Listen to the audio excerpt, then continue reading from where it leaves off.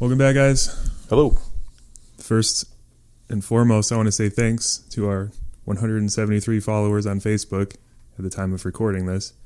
It's been, 3-4 days since I made the page, and we got that many followers that quick. I'm kind of overwhelmed with the amount of feedback we've gotten, and it's all positive for the most part. So thank you to everybody for liking it. Most of the people I don't even know. There's people all over the country, which is kind of blowing my mind. Yeah, it's really incredible. Because I never thought when we started this channel it was going to have that kind of exposure either. So, yes, big thank you to everybody. And thanks for everybody sharing it and supporting it. Now, if we could just get all you people to come over to our Facebook or our YouTube page and subscribe to us, that'd be fucking sweet. Because right now we have 13 subscribers. It'd be cool to have 173. But anyway, I just want to say thanks real quick. We'll get started. We're doing Counterparts by Rush. It came out on October 19th, 1993.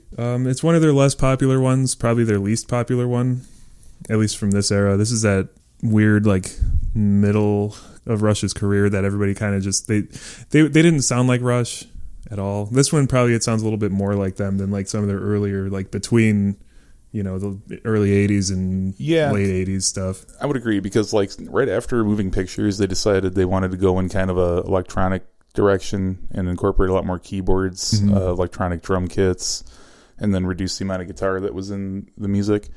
And, depending on who you are, that's either unfortunate or a nice change of direction for them. But personally, I think starting with 1989's Presto and then moving onward, this was the second to last album in that. Because if you break down Rush's career, it's every 4 albums is a different era. So this would be the third album in this era, and I think this was kind of the permanent waves of this. I think this is era. Probably their better one from those. But I think this was probably a little bit better received than for example, Roll the Bones. Yeah, and a lot of their weird shit in the 80s that they're just too electronic. Yeah. So let's get started. First song is Ep.8. It sounds a lot more probably a little bit more like Moving Pictures. Yeah, I agree. And it's kind of interesting, too, on this album because Rush has always been the kind of band to take influence from what's current in music. Yeah. And I don't know if you'd agree here, but I think they kind of took a little bit from the grunge movement going on at the time. After listening to it, the first time I heard it, I was like, I don't know what the fuck you're talking about. This doesn't sound like Pearl Jam. Yeah. But, there's definitely some riffs in there that you can hear it. I'm so happy to hear that they pushed Alex back to the forefront of the sound as well. Mm-hmm. That was a source of tension in this group for a number of years. Because Alex Lifeson's awesome, and it's a shame that they didn't try to push him out, but just kind of pushed him out of the front, out of the foreground. And that's kind of what made Rush's sound was just one guitar, but it was a huge sound, especially for the 70s. Oh yeah, a lot of chorus, a lot of reverb. Just a big sound, not even just effects. Just they was so effective with just the bass and the guitar that even during a lot of times during solos, people will dub rhythm and then play a solo over it or whatever. They didn't. They never did that. Nope. They were really good at just still sounding big and just having a solo over the bass. They had a really good sound back in the day. And and I think that's really cool too with a 3-piece like this because a lot of people didn't know this in the past that it's just a 3-piece band and they're able to replicate everything you hear on the album live on stage, and that's because they use a lot of sequencing, a lot of triggers. Geddy Lee plays octopus a lot of the times, and he'll be doing a lot of different things with his feet, with his hands. Sometimes, and you've seen footage where he'll move the microphone with his nose. And say his fucking nose. I've seen that. Yeah. In the past, before, I would say, actually maybe all the way up until the next album, Test for Echo, nobody really talked about Alex Lifeson much as a guitar player. It was always how good Geddy Lee is as a bassist, how good Neil Peart is as a drummer, how bad Geddy Lee's singing voice is. Well, I don't think people said he was a bad singer. I think a lot of people just didn't like his voice because at the time, in the 70s, it was probably a pretty hard listen.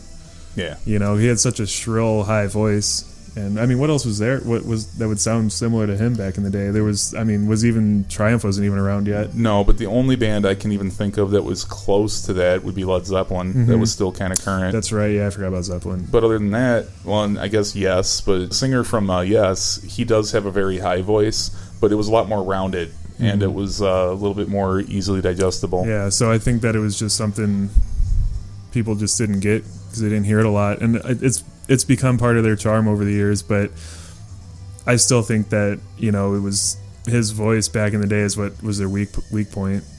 Not that it was bad. Like I said, it's just I don't think it was the best part of Rush. No, the best part of Rush, hands down, was Neil Peart. I mean, let's be real. I mean, without Neil Peart, you have no Rush. And but to be fair, even without that's any kind of of those subjective. members, well, yeah, I would say without any one of those members, you don't have Rush. But because their first album didn't have Neil Peart, it still had a charm of its own. It did, and it's one of those too. Like, it's almost as overlooked as this album is, just simply because there's people out there that, like I just said, no Neil Peart, no Rush. So a lot of people are just like, that's not even a Rush album. I'm like, yeah, it is though. I mean, it's the foundation of everything they built this band upon. So yeah, this album's cool. I was kind of surprised when I listened to it because I thought I was thinking this was an earlier one, like from the '80s, that was more electronic, which that was the era that I was one of those people. I could not stand that shit. I was just, what are you guys doing? They were trying to sound like the Police or something like that. Like, and they went a lot of like reggae. Yeah, they did.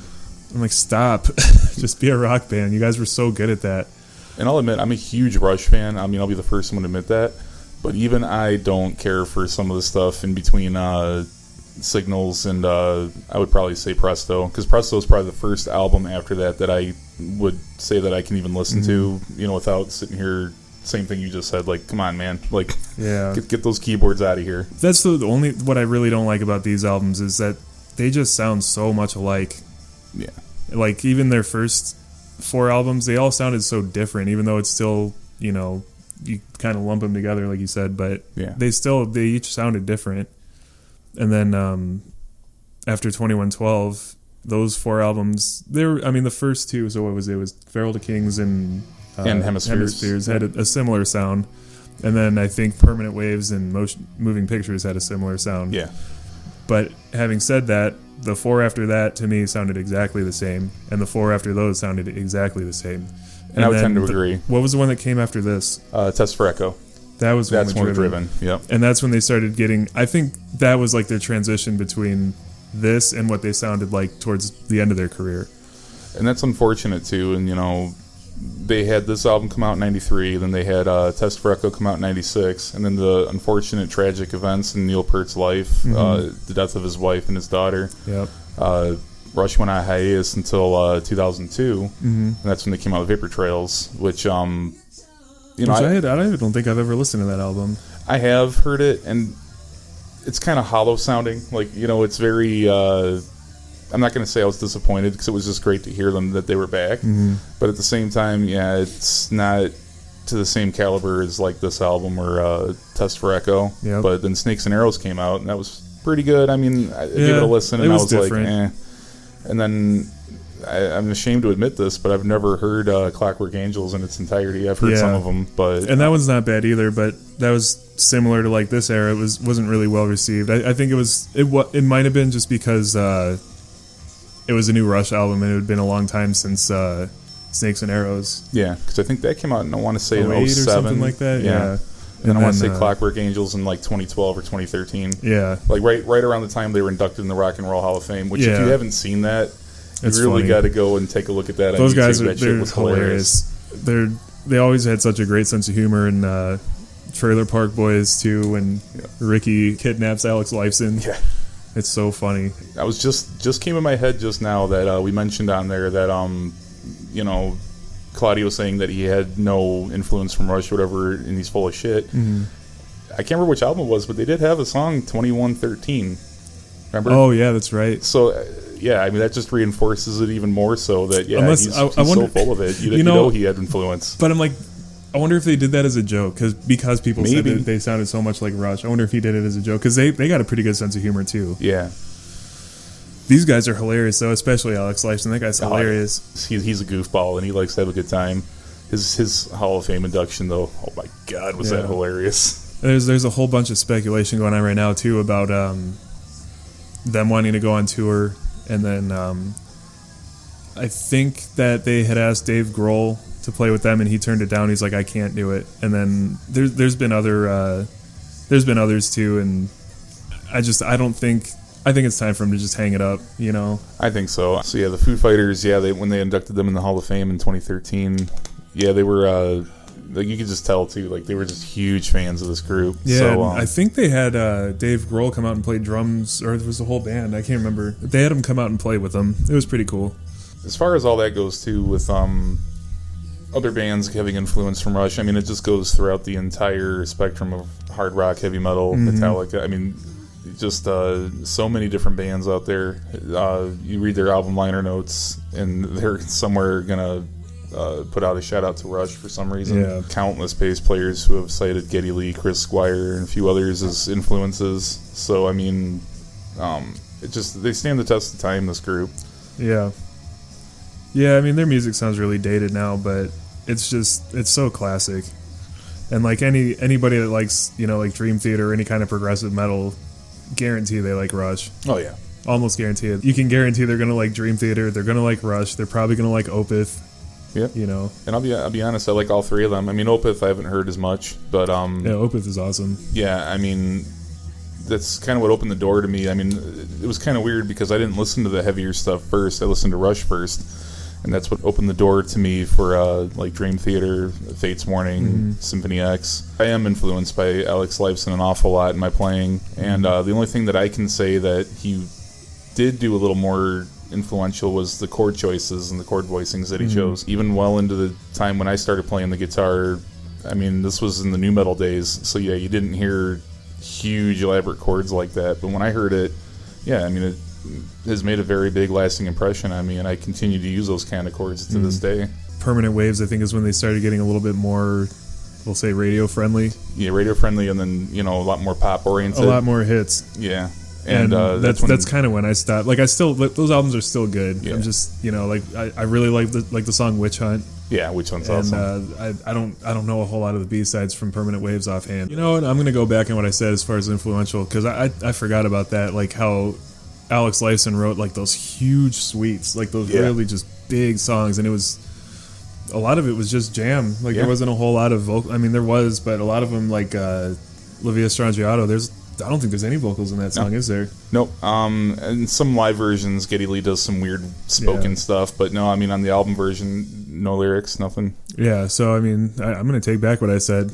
Strike that from the record. He was pretty influential, and I totally forgot about like songs like that and like YYZ, YYZ as they call it. Yeah. You know, and then the whole 2112 overture, and they did something really special.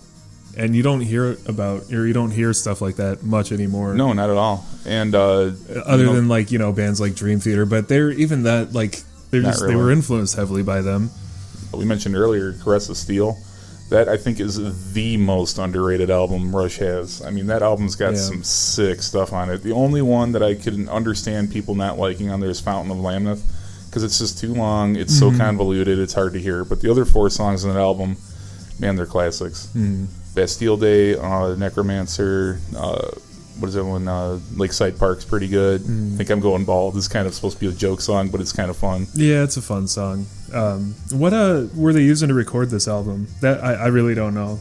I mean, I know Geddy Lee I know was using his Fender Jazz basses because that's what he always used. I know Alex was still using PRS this time. I read that he was it in the 80s more that he was using those weird off-brand Strats? Yeah, he was using not off-brand, but you know what I mean. Right, I think he was using some modified ones. I think what's his name?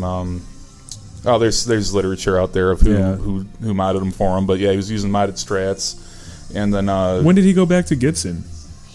Not until I think right on this album is when he started using Les Pauls again. Yeah. I know he used some Telecasters. They said he's been a Strat user since, gosh, I want to say probably Permanent Waves. Yeah, I know live he was using. I mean, he goes through all of them, but I know he was using his hollow bodies a lot. Yeah, I think he went back to using his Les Pauls. Yep. He just got put a new one out through Epiphone. It's pretty sweet. It's a Les Paul with a Floyd Rose in it, which is pretty rare.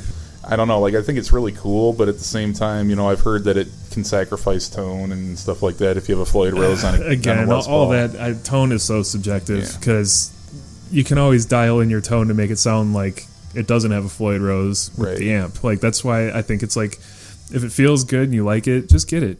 That's what I say. You know, if it sounds slightly different, you can always tweak the tone on your amp. Like that's why I don't understand people are so perfectionist about their guitar tone. Most of your tone is coming through your amp. Yeah. I don't really. I really don't care what anybody says. You can fight me into the fucking ground. Yeah. Most of your tone is coming from your amp. Yep. Your sound starts here. This is like, it doesn't matter what your guitar sounds like, what guitar you're playing, whatever. There's always an aspect of it that sounds like you. Yeah. And then, use your amp, use your pedals, and use everything else to shape that tone. We've played on each other's rigs, and like he still sounds like him, I still sound like me. So yeah, I mean, at a point, it is all in the player. But as far as like the raw tone, a Les Paul with a Floyd Rose and a Les Paul with a regular stop bar tailpiece, they're just barely going to sound different. It's not going to sound a whole lot different.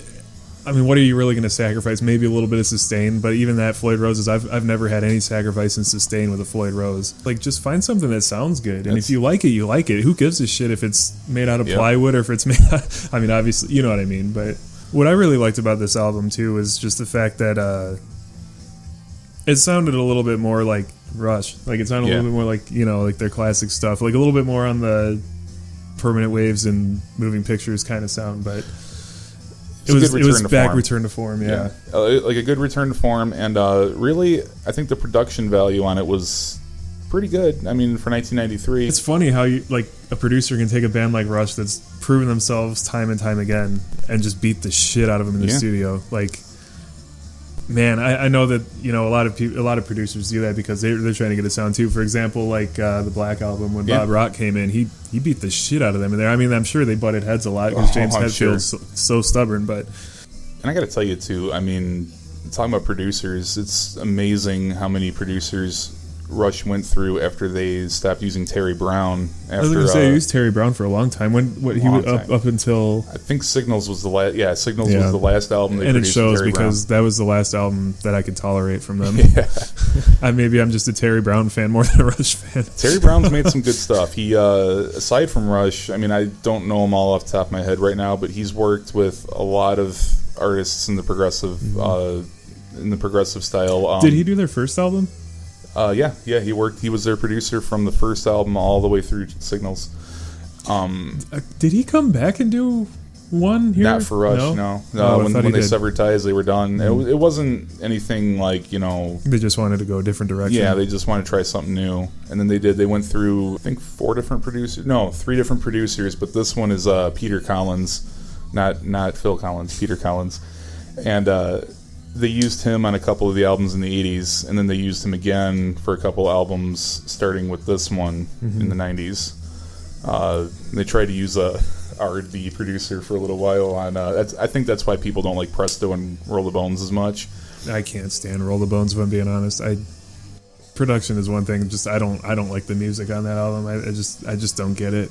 Well, and I think too, because talking about producers, there's a lot of influence they put on the band into what kind of product they're going to make. So I think that's part of it, is him being a pop producer. His name was Rupert Hine. I think he influenced them to make these kind of albums, and it's just it wasn't Rush. It just wasn't. I mean, Presto was one thing, but Roll the Bones, I was like, that was a total swing and miss. I feel like that was probably, I'm not going to say their worst album, but it's probably their worst received album. I would say so, and I would say it was aside from the stuff in the 80s, it was their furthest removed from being Rush. I would say. Because I mean, God, they did such weird shit. Like they did like some cheesy like 90s rap shit in there. Like what?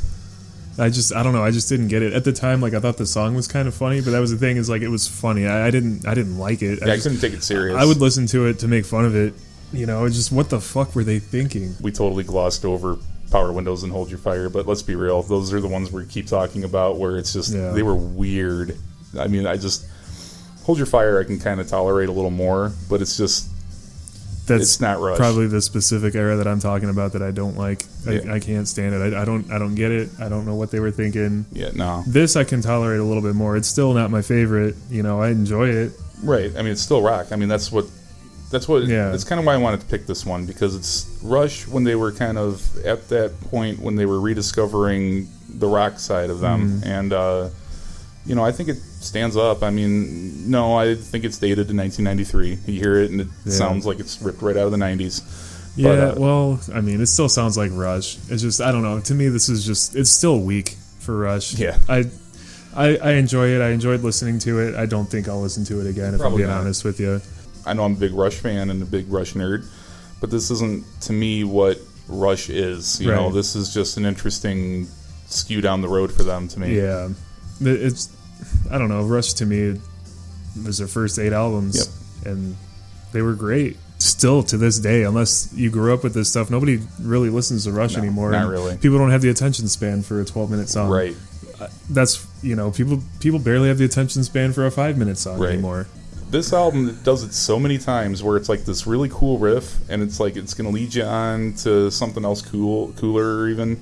And then it just, to me, it just falls flat every time. Like this part right now, and it's kind of a letdown. I'm like, man, it's like... Yeah, like I said before, that was one of the things that kind of let me down about this whole album is how similar everything sounds. And, like, to me, after the first few songs, I'm like, all right, I get it. Yeah. I mean, there's some on here, like, what's the instrumental? Leave That Thing Alone. That one's cool. Yeah. But other than that, like, all the songs, to me, it just... The best way I can describe it is it's, like, easy listening. Yeah. I think that's a fair way to... As far as rock goes. Yeah, I think it's a fair way to assess it. But yeah, I mean, I totally agree with you on what you just said there. It's like, it's almost like it's Rush light, this album. And, I'm not dogging it either, though. I mean, at the same time, there's some stuff to hear on this album, and it's pretty good. I mean, it's just the fact that it's so sparse and so spaced, I guess, on the album. Like, there's good riffs, there's good lines, there's good lead figures. I think the lyrics really suffered in this album. I agree. But I won't take away from his voice though in this album. I really do appreciate the soulfulness that he put in there. I'll say that, yeah. His voice I thought was at least it was more attainable, I guess, than like their old stuff, because he didn't sing so high and shrill and just kind of yelling, which personally I liked. That's kind of what gave Rush their charm back in the day. Well, I mean, I can't deny it either. I mean, you hear it all over the place in their first 8 albums, where Geddy Lee, he sings way up on those high levels, and but he was taming that down a lot just over after 2112, really. And then this album, it was kind of nice to hear how he is in kind of the mid range, and it's fine. It's I'm not gonna say I love it or I hate it, but it's fine. Yeah, this album, I mean. I guess that's overall how I feel about this album. I feel about this whole album. It's fine. Yeah, it's Rush, but it's not Rush. Right. But it's Rush getting old, like you said. Yeah. Here's that instrumental. But this is what I'm talking about. It's like that weird, just funk. Like why is Rush doing funk? I mean, it's good. It's just not bad. Weird, it's you don't expect it out of Rush. That bass line is really good. That's one thing about Rush is Geddy Lee will always be the best bassist. I wouldn't say the best bassist ever, especially now. There's been so many that... I mean, if he's not the best, he's certainly one of the most influential. Yeah. Because he... every bassist cites him as an influence. Yeah. Every single one of them. And I could have sworn, though, I read somewhere that this song was nominated for a Grammy in 94, I want to say. I know they won a Juno Award in 94.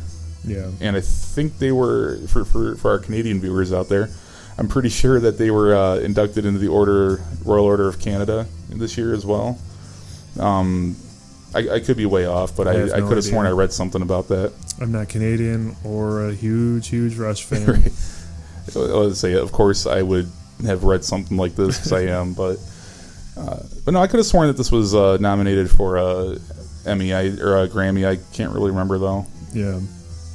I know this was kind of up there on the charts. I think got number 2 the week it came out. 1991, in my opinion, was like one of the best years for albums and music ever. It was definitely a turning point. Yeah, I agree. But when you look back at it, I mean, you can look at the Wikipedia page whenever, and great shit came out that year. I mean, it was insane. For me, 2006. 2006 was good too, though. 2005, 2006, peak. Yeah. And and it's unfortunate too, because everybody talks down on the 90s music in retrospect. At the time, it was real big and everybody liked it, but in retrospect, it's always talked as like, bland, not really a whole lot to it. But I think some people are looking back on it and they're kind of getting a little more appreciative of it. I don't know. I think this album left something to be desired. Left a lot to be desired, honestly. But, coming from me, I like the early stuff, and this is absolutely nothing like it. But I mean, you can ask pretty much anybody, and everybody's going to say the same thing, that their early stuff was their best stuff. Yeah. And, and it's cool. I mean, I kind of intended on it to be reactionary and stuff, picking this album, but at the same time, it is interesting to hear that reaction on it because, I kind of sort of feel the same way. Like, I was all gung-ho about it when I picked up this album way back in 2004, 2005, and I was like, oh, a Rush album that came out then, and blah, blah, and I put it on, and I was like, oh. Yeah, but I remember watching you jam this in the car, too. Yeah. Well, because you kind of get to liking it, and then it took a little while. But I mean, any huge fan of any band they're gonna tolerate their bad albums. I'm not saying this is a bad album, but you know what I mean. I would say it's lower tier for them. Definitely, in my opinion, at least bottom 5. Mm-hmm. But at the same time, though, I still think it's an underrated album. It's got some stuff there. It's just everything I'm saying. I'm not saying it's a bad album. I just don't prefer this over like 2112 or Hemispheres or anything like that. Well, anything I would say in the big 4 of theirs, like I wouldn't say 4. I would say 8. I would say. And really, I'd almost put this with Permanent or Moving Pictures, as far as I think it would sit around the same place as far as how good it is. Because again, I like Moving Pictures, but I don't think it's their strongest album. I mean, it's got... I tend to agree. It's got some great songs. It's got Red Barchetta. It's got Limelight. It's got all their Tom hits, Sawyer. yeah. But... overall, as an album, I kind of tend to agree. I mean, like, when you listen to it beginning to end,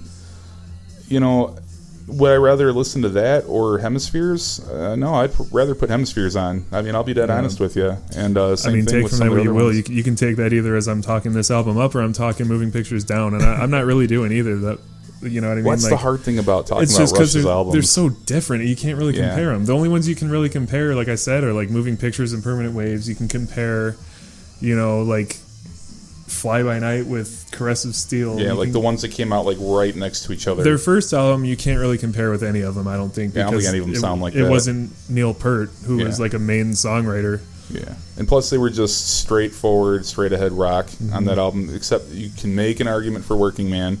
But in my opinion, it was still just a straightforward rock song. Yeah, and with a jam track in the middle of it. And they kind of went off. I wouldn't say they went nutty nuts on the next album, but they kind of went off the edge and they kind of went full progressive on Fly By Night, and then didn't look back until they got to, I'd probably say Signals, because even Moving Pictures has its share of progressive elements to it. Yeah. To me, it sounds an awful lot like this is the album where Rush would have picked up after they made Moving Pictures. That's kind of skip the 80s. This is where they would start. That's kind of the point I was getting at. Yeah. Kind of like with the way I used to think with Metallica, after they made And Justice for All, and then I heard Death Magnetic, I'm like, okay, well, this is the album that should have come out between Justice for All and the Black Album, in my opinion. Yeah. That's one thing I do enjoy about the Saint Anger albums and, like, their, like, weird off albums. Just, it's silly. And, like, what the fuck were they thinking, And it does strengthen their catalog a little bit, too, because it does show that the band is willing to try something new, whether it's a hit or a flop. At least they tried, and then that's what I give credit to them on, especially the stuff in the 80s, because that's as close as I will go to saying bad, but it's not good. Like, I'll tell you that. It's not good. I'll straight up say I don't like it. I'm not going to say it's bad. I really don't like it. Right. And they went so off. Yeah. And I really don't know what the hell they were thinking. Well, what I don't understand during that period is how thin the guitar tone was. Like, it might have been the guitar he was playing. It might have been the amp choice he had. It might have been the production decisions. But just that razor thin guitar tone, it sounded so cold and weak to me. And I guess you have to do that to make way for a keyboard, but I don't know. I could have done without, and then like just the weird singing out of Geddy Lee at that time, and the electronic drums. I was just. Now, do you think it's because they stopped doing drugs, or do you think they were doing more drugs? I think it was the 80s, man. See, and they didn't really that big on drugs. I'm sure they smoked their share of pot. Oh, I'm sure. Because it was legal in Canada. Yeah. Well, and it was the 60s and 70s when they started, so I mean, you know. And plus, I mean, come on. How the hell else is like shit like 2112 and Xanadu and stuff like that going to come out without pot? Exactly. And maybe their share of acid. Yeah. You know. Your environment can influence your music, you know. I'm not going to say... Well, look at the Seattle grunge movement. Yeah, I mean, it was very sad and depressing, some of the grunge songs, although there is some uplifting, happy... Like, there's exceptions to the rule with grunge music, but for the most part, yeah, Seattle, it's a very rainy, gloomy place, so, I mean, it makes sense that a style like that would come out of there. Did Nirvana ever put out a happy-sounding song? I don't think so. Not the biggest Nirvana fan either. Maybe we'll do them, too. Maybe. This is going to sound weird, but, like, this song... This might be my favorite song on this album. It is a good song. It's really good, and it's sounds nothing like Rush at all, and it's really happy and upbeat sounding. It's a lot of clean guitars. And man, that guitar line's really nice. But again, I mean, that's the interesting thing about this album is you find a few things here and there, and then at the very end of the album, very last song, you get that, and it's like the first holistic song I would say since you heard Animate at the beginning of the album. Which brings me to another point. If you have an album that you listen to all the time, I know people don't really listen to albums much anymore. Everybody's got at least those one or two songs that they skip. Listen to those songs and really listen to them, because I've done that a lot, and turns out that those songs to me are some of the best songs on the album. Oh, for sure. And you know, I used to be the kind of person where I would get a greatest hits album, where I would just buy an album for the hits and never listen to anything else. I want to say Rush was the album, I can't remember which album it was. Actually, I think it was Presto. I think that's why I hold it in such high regard. I wrote it off. I only knew Show Don't Tell. I didn't know anything else on this album, and I just said, you know what? I'm not even going to give it a try or nothing. Then one day I actually sat myself down and said, you know, you bought this album, listen to the whole thing, and then make your judgment on it. Yeah. And I'll tell you what, it's for me personally, it's one of my favorite albums out there. Me personally, I think it's one of the best albums I've ever heard, and it's because I gave it a chance and listened to it and really appreciated it for what it was. You said which one's that, Presto? Yeah, Presto. Yeah, that's another one I haven't listened to much of. But their first 8 albums to me are just, there's nothing that's ever going to top them. No. They're amazing. Now since I've listened to this one, I think I can hold it in a little bit higher regards.